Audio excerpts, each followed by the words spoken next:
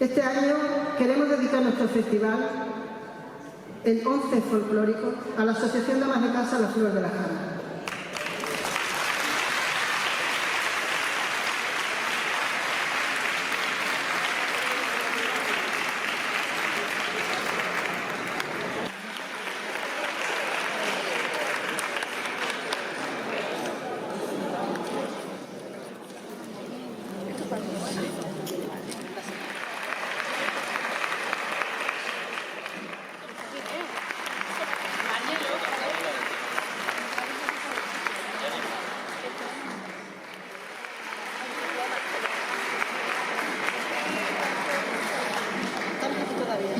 El Grupo Folclórico Virgen del Sopetrán hace una mención especial a mi abuela, Encarna Ramaljo Domínguez, por su dedicación a la Asociación La Flor de la Jara, por su impresionante representación y los años que en ella ha estado.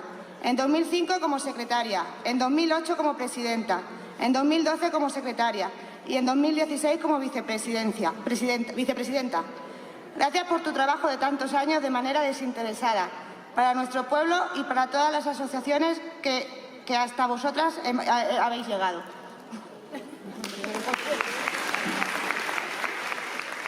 Para María Eloísa Trancón López, por su dedicación a la Asociación La Flor de la Jara, por su impresionante representación y los años que en ella ha estado.